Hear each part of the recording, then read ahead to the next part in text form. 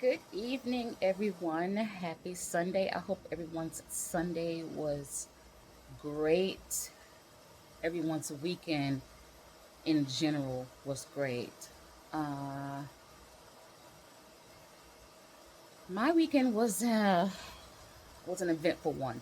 As you can see, I am coming to you live straight from my bed. The Bed Chronicles. This is my neck pillow. So, put them on it. Anyway, this is Cassandra, aka Liquid Spice in Real Life. Liquid Spice in Real Life because as life happens to me, I'm going to tell you. No secrets here. Um, so I'm gonna tell you what happened to me Friday morning. But first, let me just tell you how I have been feeling physically physically feeling for the past 2.5, 3 months or so, right?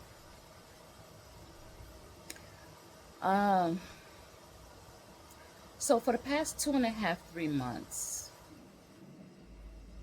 I have been feeling extremely fatigued. Extremely fatigued. I mean, I was feeling chronically fatigued. Chronically, okay? I didn't know what was going on with me. The noise you hear is rain and thunder. I don't know what was wrong with me. I didn't know what was wrong with me. Um, and yes, I go to the doctor all the time, but ladies, listen. Listen, ladies. This is for you. Right now, ladies, this is for you.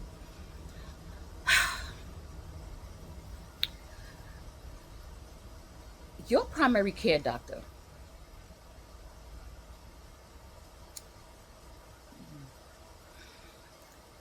I was going to say, do not trust your primary care doctor. Trust your primary care doctor to a certain extent, okay? Trust your doctor to a certain extent.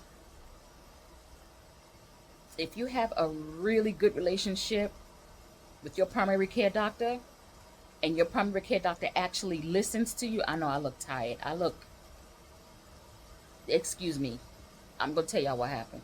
Uh, if your primary care doctor listens to you and, oh, excuse me, oh, does everything right by you, God bless you. And try and keep that doctor for years and years and years. Because you know why? Okay, at this clinic that I go to now, which is down the street and around the corner from where I live, right? I go to the doctor every 3 months, okay? Because you ain't gonna catch me out there. And what I mean by you ain't gonna catch me out there, I mean like if there's something wrong with me, I'm gonna try and catch it in the early stages, right? But ladies, listen. The first time I started going to this clinic, I had a really, really good um, PRP, primary care physician. Okay, we're gonna say PRP. I'm not gonna keep saying primary doctor, primary care doctor, PRP. Very good PRP. She listened to what I had to say and she acted on it, right?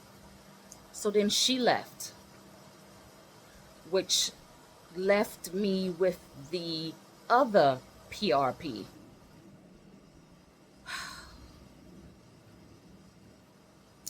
Child, listen. The things I went through with this lady because she wanted to hear what she wanted to hear. She was judgmental. Um, so I had a hysterectomy, right? Early. I had a hysterectomy early. Just put it early, okay? which brought me into early, well, sent me into early menopause. And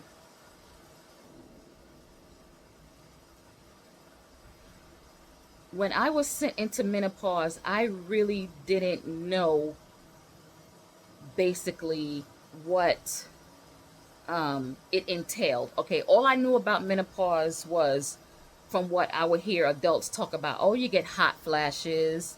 You know your monthly stops, and that's basically it, right?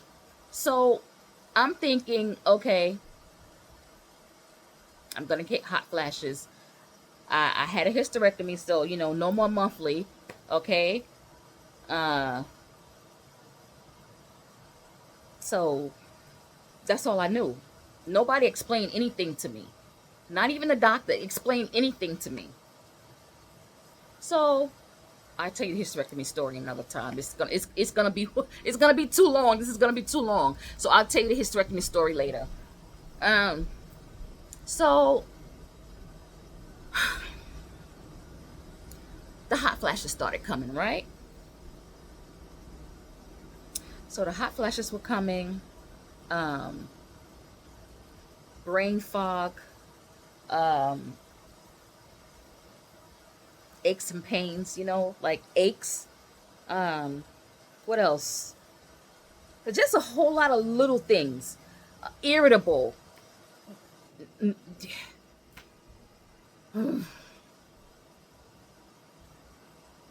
Itching in the ears.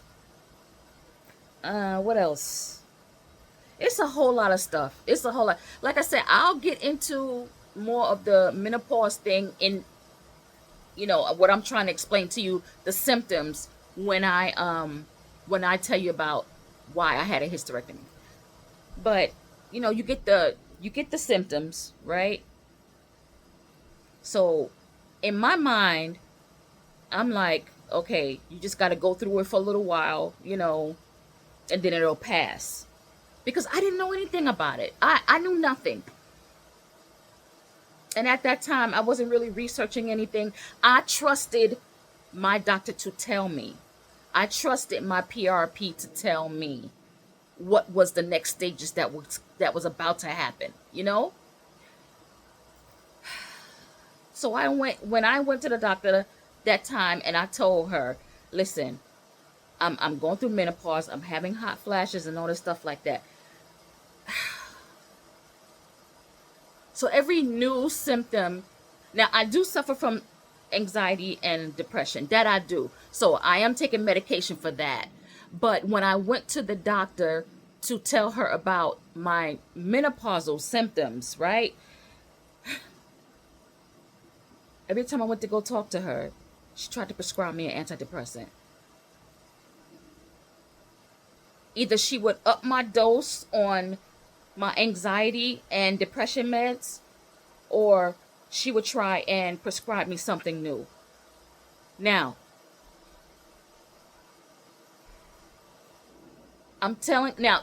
years go by. I'm telling you, years go by, okay? Years go by.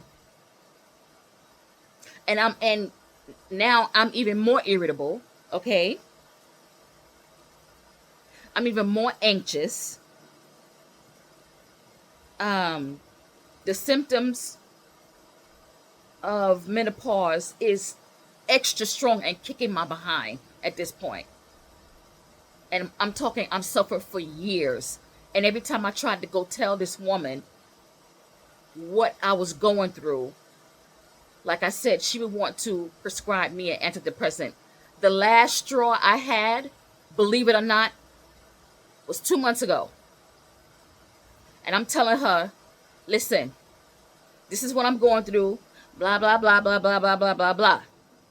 Everything had to do with menopause. She prescribed me bipolar medication.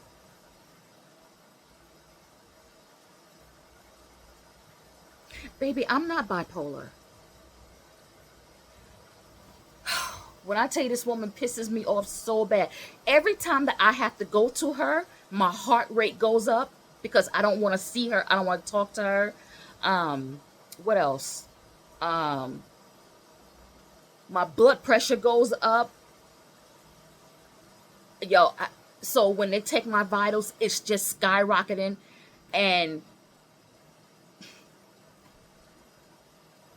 the last few times I went to her, my blood pressure was like 118, 119 over whatever, which is normal, right?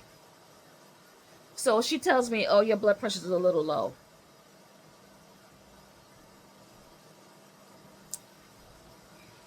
But I'm saying to myself, for what I research, is normal. The reason why I'm not saying this to her is because my patience is so short with her, I want to argue.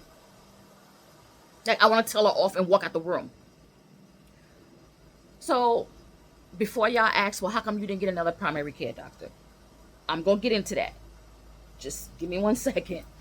So, now mind you, this stuff is happening after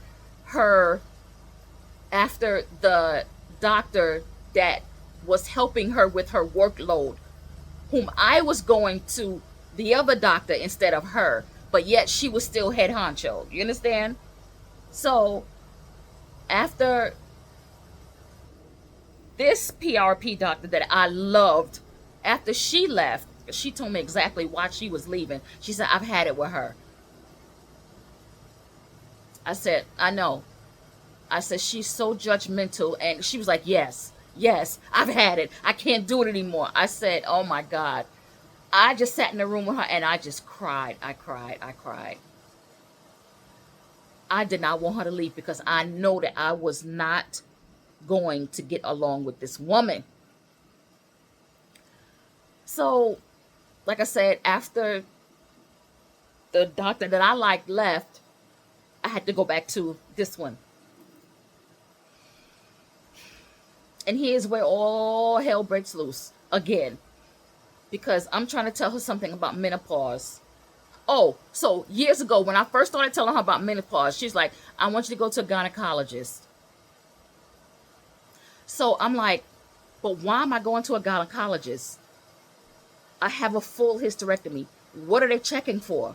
Oh, I just want you to go. Listen. Remember, I'm saying this. She said, oh, I just want you to go.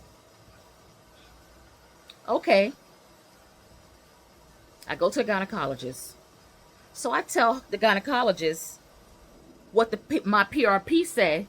The gynecologist is mad at me because she don't know why I'm there if I said I had a hysterectomy. Now, the doctor who did my hysterectomy, they said that I was going to get a partial, but he ended up giving me a full, right? I didn't know this until I went to the gynecologist that my PRP told me to go to. For what reason, I don't know. So when I told the gynecologist what the PRP told me to come over there to see her, I hope you're following. Follow along now. It's not that hard.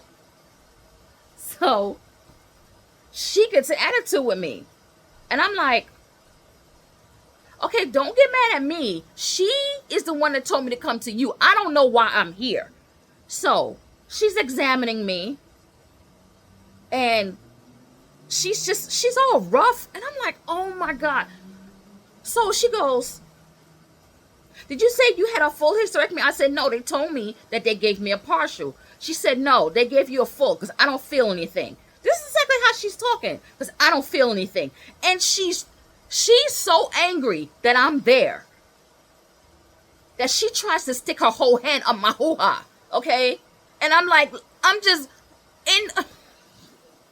on the table, spread eagle, legs in a stirrup, and I'm trying to push back because she's trying to get her whole damn hand up there.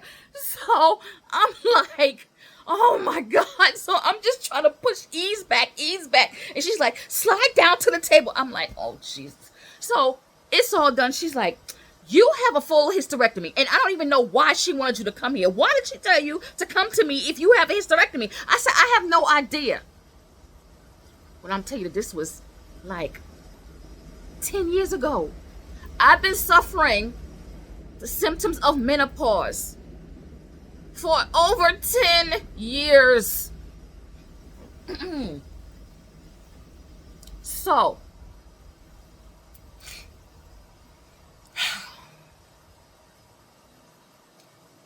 I go back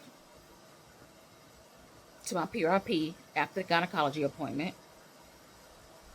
And she asked me, "Did you go to the gynecologist?" I said, "Yes." And she said, "What did she say?"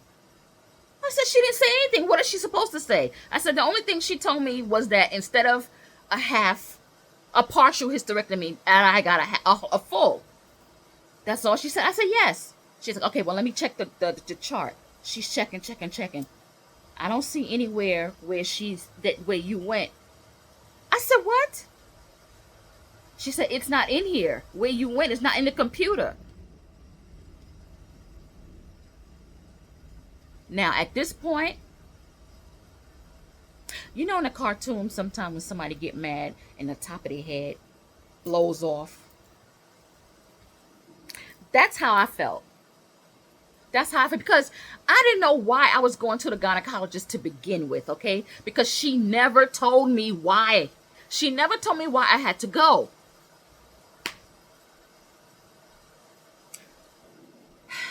And still, up until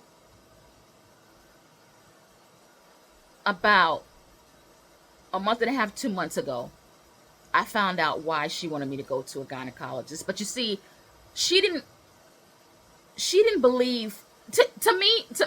Okay, I'm just finding out now that about 95%, no, I'm not even gonna say that, primary care doctors, when it comes to women and menopause, they are not trained in it. So I'm doing research here now as of today about menopause and HRT, which is hormone recovery treatment. Very important, ladies. When you go to your primary care doctor, you tell them that you want to do a HRT regimen, okay? And you got to get that from your gynecologist. You have to get that from your gynecologist. You have to. Because the primary care doctor is going to prescribe you antidepressants. You don't know how many women on Facebook that I helped when they were saying that they go to their primary care doctor and tell them about the symptoms that they're going through menopause. Hi, mommy. That they're going through menopause. And their primary doctor prescribes them antidepressants. But anyway, I try to help as many women as I can because I went through hell for over 10 years going through menopause. And when I tell you, menopause will take you down. But anyway, let's keep going. I'm getting up to the part until Friday, okay? I'm getting up to Friday, so bear with me, all right? I don't want this to be long.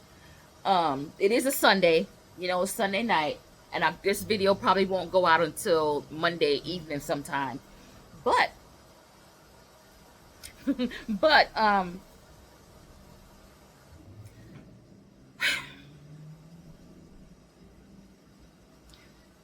so I finally look up. I hear something on YouTube about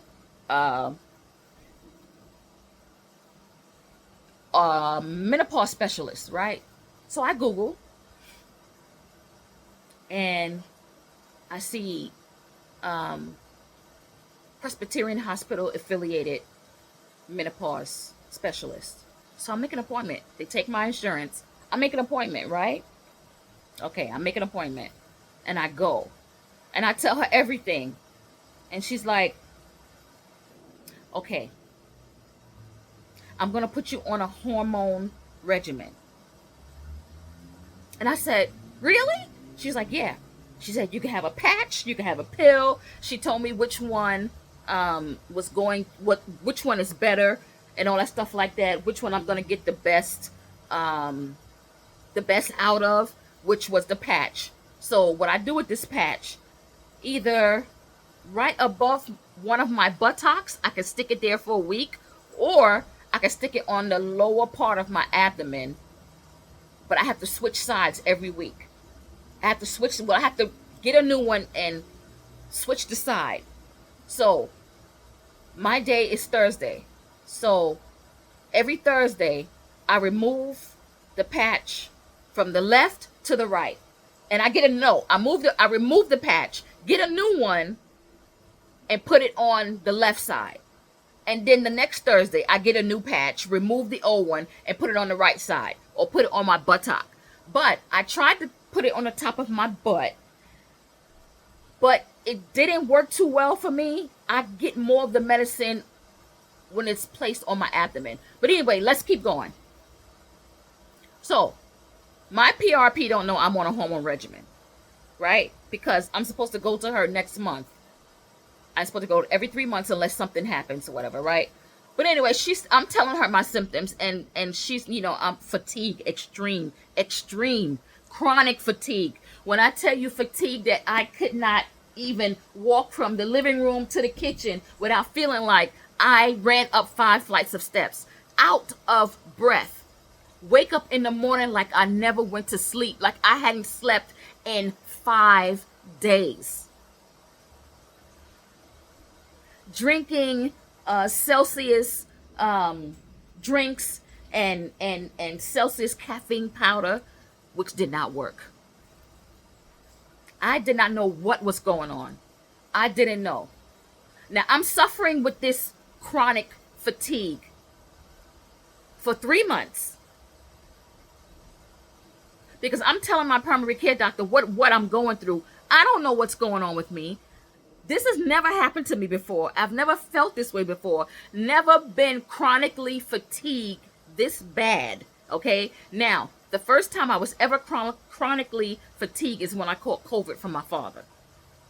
And even then, when I didn't know what I had, I was very, very tired. I was fatigued. I was really fatigued.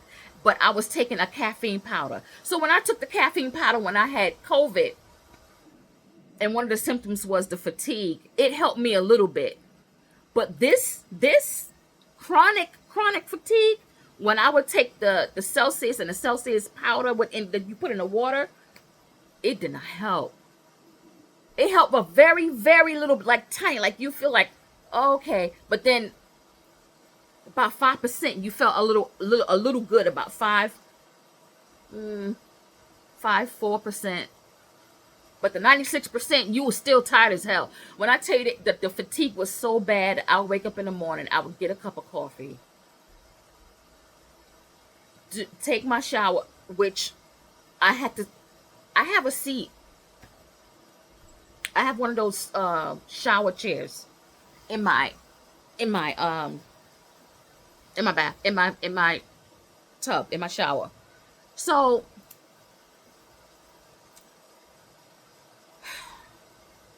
when I tell you I could not stand for even 2 minutes to take a shower, I would have to sit down and I would be out of breath. I couldn't even put on a sock without getting out of breath. I couldn't even catch Raven, my cat, without getting out of breath. And when I tell you, not just out of breath, like, whoo, wow, you stand up and you bend down like, whoo, wow, I'm tired. Whoo. No, I had to lay down like this. I had to lay down like this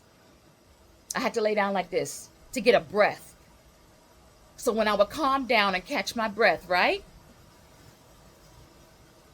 I would get back up and I would try to continue what I'm doing, and I would still have to come back a couple of minutes later and lay down again. Until it was the point where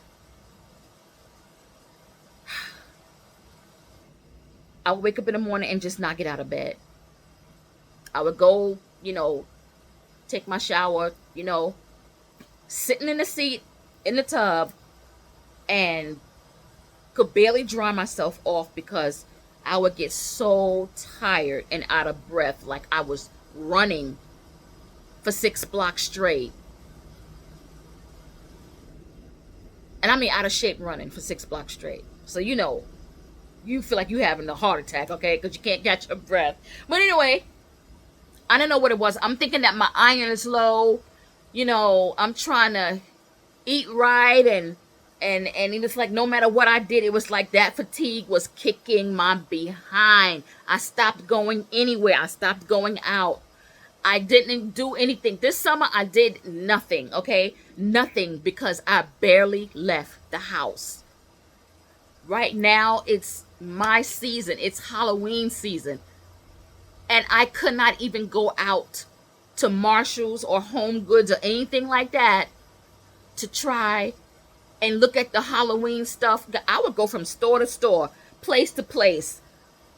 I couldn't even do that, and did not care. If you know me, Halloween, I'm out there, okay? I'm out here. All right? I'm looking at things. I'm going from store to store to store daily. I don't even feel like doing that. Saturday was the first time I felt like myself in about 3 months. And when I tell you that the fatigue, when I was fatigued so bad, my head felt like it was swimming. Like, when you tipsy, it's not like you spinning around and you dizzy from spinning around. Not that feeling. It's like in your head dizzy. Like it feels like your head is swimming. Y'all know what that feels like. Y'all know what that feels like. Every day for almost 3 months, I was feeling like that all day long, all day. So I'm like, okay, maybe I need to get a little exercise in. I'm starting my weight loss journey again. It's going great. I'm on Zepbound. Sometimes I forget to eat, but I'll do another video on that. But anyway, I'm eating healthy. Now, mind you, I don't know what's wrong with me. The fatigue is crazy. I don't know what's wrong with me, but I try to eat right and all this stuff like that, right? So I'm like, okay, in the morning, I'm going to try and go out for a walk. Maybe if I go out for a walk, I would feel better to get out of this slump that I'm in, right? I said, I walk for 20 minutes up the street, come back. I take one of the cats with me. So I got the stroller for the cat out. My Ivy, my oldest, she's 3. My Ivy. When I tell you that girl is my ride or die, that is my ride or die. So I couldn't catch Raven because she was running around. She didn't want to go. She never been in a stroller. I couldn't catch her because I was out of breath. I couldn't even dodge her. So I got the next best one, which she was just sitting on the bed, Ivy. So I put Ivy in the stroller. I walk up like, I would say, 4 or 5 blocks. I turn around and come back down to come back home.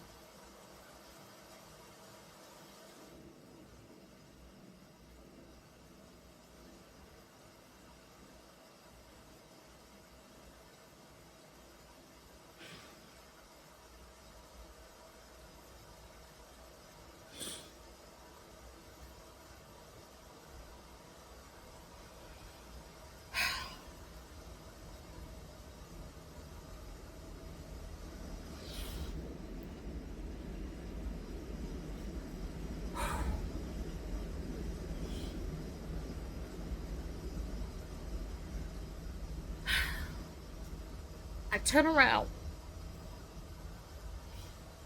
to try and make it back home because I start to feel weird. And I'm like, okay. I got to this building where the windows were low. It wasn't a apartment building, some other type of building or whatever. The window was low, so there was a ledge that I could sit on. So I sat on the ledge, I said, well, let me just sit here for a few minutes to get my bearings because I started to feel real bad. It's like that fatigue was kicking my butt. I mean, at that moment, it was the worst that that it ever was at that moment. And all I wanted to do was go home and lay down. Four and a half, 5 blocks away from my house, I could not make it back. And I'm upset and I'm crying now because it laid me out. Literally, it laid me out. So I'm sitting on the ledge and I got my head on my hand on the stroller, and I'm just, I can't catch my breath. I feel like I ran up 100 steps without stopping. And I'm sitting there, and I've been sitting there for 10 minutes. And I'm like, oh my God. I'm like, I'm not going to be able to make it back home. I'm not going to be able to make it back home. I knew it in my heart that I was not going to be able to make it back home. So something tells me, call 911. So I'm saying to myself, no, I really don't want to do that. I don't want to do it. So I sat there for a little bit longer, 5 more minutes. And when I tell you that I'm almost on the ground at this point, I could not sit on the ledge anymore. I had to sit. I'm almost sitting on the ground at this point, and it still wasn't getting any better. I called 911. They go through all the formalities or whatever, and I'm trying to tell them what's going on with me. I could barely speak because I feel like I just ran up 100 steps. And she's trying to get out of me what's going on. And I'm trying to tell her,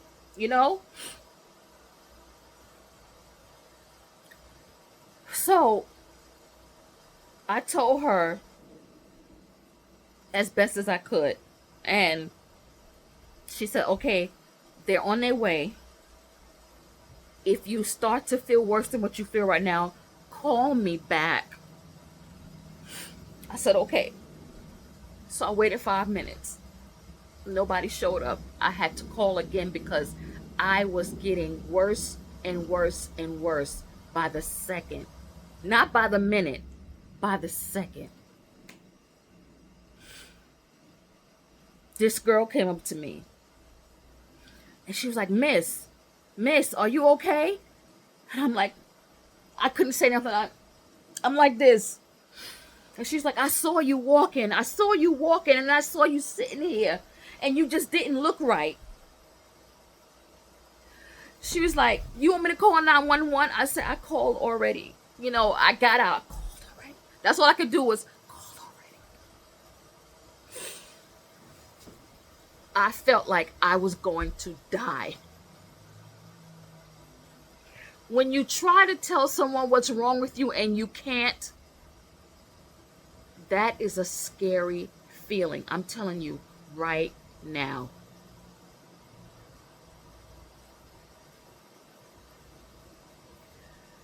It did not help that I suffer from anxiety attacks and panic attacks.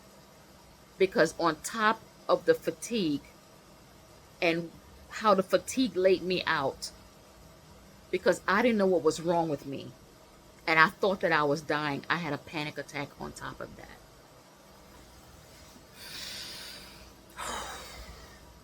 I had Ivy with me. I had my cat with me.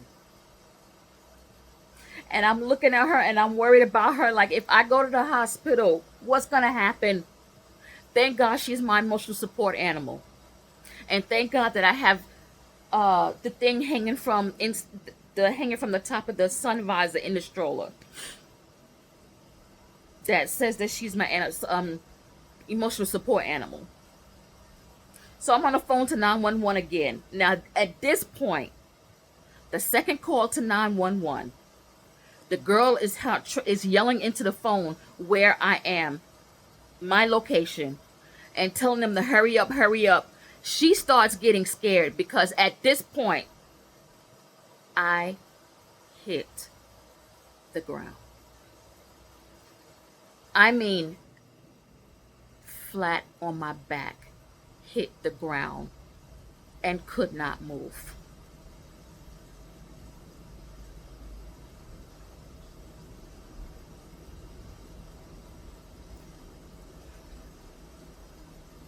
That is the worst. That is the worst feeling. When you don't know what's wrong with you.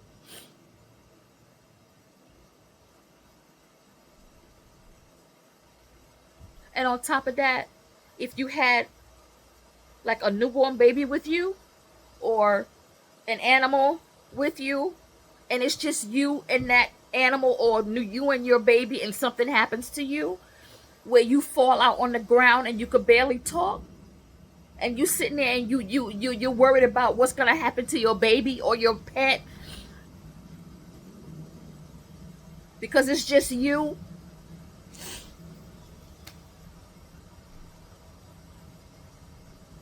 So the girl is screaming into my phone, "Hurry up, yo, hurry, we gotta get here. She's out." I just heard her in and out like it was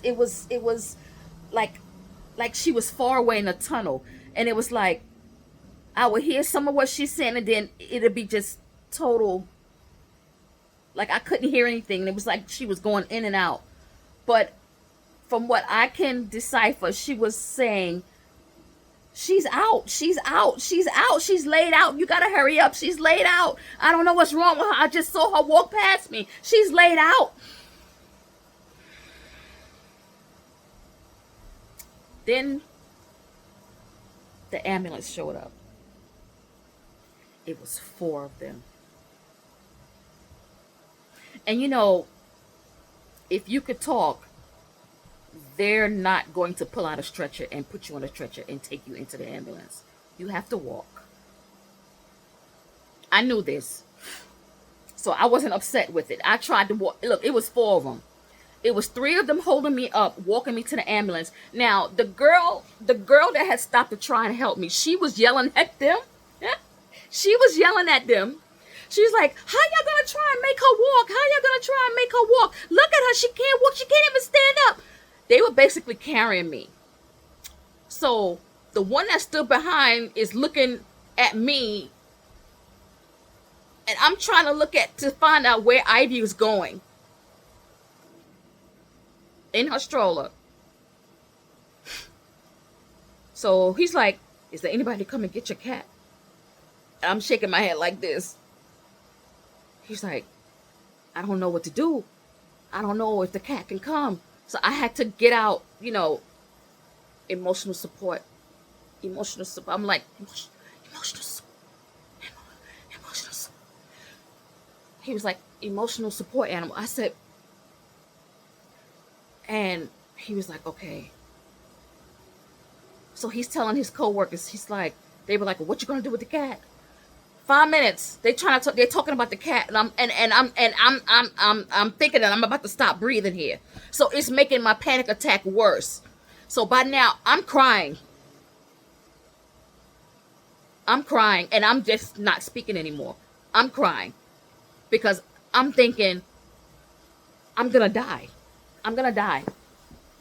I'm saying to myself, "Motherfuckers, please take me to the hospital, please, because I'm gonna die while you sitting here and you talking about my cat." And this is what's going on in my head, but I just can't get it out. So he was like, "Okay, well, we're gonna have to bring the cat."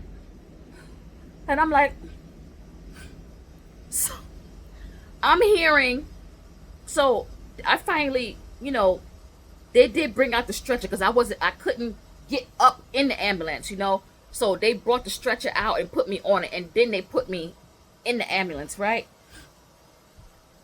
So my purse, my phone, and everything is in a compartment in the stroller. So I said, I'm trying to get up. Purse. My cat. He's like, now he's all the way over here with me. All of them all the way over here with me. And the stroller with everything in it, my purse and everything, is all the way over there against the door, against the wall of the building. And this girl, I don't know this girl from Adam, okay? I don't know her, okay? I see her looking at my purse on the bottom of the stroller. I said, my purse, my purse. I didn't know this girl. All right. So me trusting this girl and think that she's a good citizen and she's not going to take my shit. Okay. I don't know. So the guy goes over and he's pushing he's pushing Ivy. He's pushing Ivy in the stroller. Mind you now, I'm trying to look out to see through my tears and my breath, breathing like, thinking I'm gonna stop at any moment. I'm looking, and he's over here. He's pushing the stroller, and he's looking like this. If I didn't think I was gonna stop breathing, I would have bust out laughing. Okay, because that shit looked funny. But anyway, we get to the hospital. They wheel me in. It's 4 of them. They wheel me in. Now, mind you, when I'm in the ambulance and they taking me, now it gets worse. When I tell you, I grabbed onto one of the paramedics' legs and I would not let go. I had that boy by his knee so damn hard. Yo, I was gripping that dude's knee. I did not let that dude let go. I had his leg that like we were Siamese twins. Like he was attached to me at birth. That's how strong I had a grip on that man's leg. Okay? He probably need therapy in his knee by now. I don't know. But anyway, so we get to the hospital. He takes me out. They take me out in the stretcher. They bring me back. And of course, somebody's pushing Ivy in the stroller. When I tell you, when the dude walked in with that stroller, the doctors and the nurses clowned him so bad. I felt so sorry for him. Because when I tell you they laid into his ass, they clowned that man so bad. So when it was time for, all of them came around me when it was time for them to leave. And I the best I could, I apologized, because I'm like, oh my God, I'm so sorry. I did not expect, me to go for a walk and not be able to come back home. He was like, it's okay. It's okay. He said, it's all right. It's all right. So when he was leaving or whatever, I hear that they clowning him so bad. And I'm like, wow. So they pushed me in the back of the emergency room, and Ivy. They were like, what is that? A cat, a cat, a cat, a cat? So before they left, they told them that the cat has to stay with me because she's my emotional support animal. So they couldn't deny me the cat. They couldn't deny me her. They couldn't deny me her. So she stayed with me. I stayed in that hospital Friday for over 8 hours. Over 8 hours. And when I tell you, Ivy didn't have no food. She ate before she left, but no bathroom, no litter box, no food, nothing. Nothing. Later on, way later, one of the male nurses gave me the kidney-shaped bowl to put water in and give to her. She didn't want that. She wanted food. When I put the little bowl inside her stroller, she was looking like, she was smelling it like, no, bitch. I want some food. I want some food. She didn't drink none of that water because Ivy wanted food. But when I say that Ivy's ride or die, Ivy's a ride or die because Ivy did not make a peep. Not one meow. Not one try to get out. So every now and again when I could, I would call her name to let her hear my voice, to let her know that she's not alone. I didn't leave her. And as I started to, they gave me IV. They took my blood. They told me my magnesium is low. My potassium is low. They gave me an IV. They took my blood. My heart rate was elevated to the highest shit. So as I started to feel better, I got my phone and I said, you know what? I'm gonna Google potassium levels. That's why I had such chronic fatigue, because my potassium had dropped so low. I looked up the symptoms of low potassium in women, and one of them is chronic fatigue. I had three symptoms: chronic fatigue, and two other ones. I said, oh my God. I said, this is why I've been feeling like this. My potassium was low. Never ever in my life had that ever happened to me. I knew you needed potassium, what's in bananas and stuff like that. I knew that you needed that, but it wasn't like you never heard anybody say, oh my God, my potassium is low. I got to get it back up because I don't want to end up in the hospital. I never heard anybody say that before. So they gave me some of this powder that you mix in water. I hate drinking these things. It smells sweet. It was kind of sweet, but then it tasted like sodium coconut water. And I don't like coconut water, so I had to drink that down. Oh my God, I was going to die. I did not want to drink that down. They gave it to me twice to get my potassium levels back up. So Ivy behaved herself, stayed there. Things were crazy. It was Friday. It was getting crazy in there. I had to leave. That's another story for another day, because it's a story time on that. Of what came into that emergency room and started causing a whole lot of havoc, okay? Makes no sense. I'll tell you that another time. It's getting long. It's 46 minutes, 47 minutes now that I'm be talking. But anyway, I got back home. I took a shower best as I could. And I got a little bit to eat because I had eaten nothing that day. Nothing. I just took that caffeine thing and that was it. Because I'm thinking, okay, I'm going to come back home and I'm going to get something to eat or whatever. I didn't get back home until after 8. And I sat down at that window when I started to not feel well at 10:30 in the morning. So when I left the hospital, I was feeling better than I did in 3 months. Not up to par yet, but better. So Saturday came around, I rested, I stayed in bed, but I'm going to tell you this. I felt like myself. I started feeling like myself. I felt great, but I didn't want to overdo it. Do it. I didn't want to overdo it, so I stayed in bed all day, But no more swimming in my head. No more fatigue. I tell you, if I still had that fatigue, I wouldn't be able to make this video. And so I started getting up, getting up and, walking the house and, putting little things away and just come back and laying down and make sure I was hydrated and all that stuff like that. Today, Sunday, I felt even better.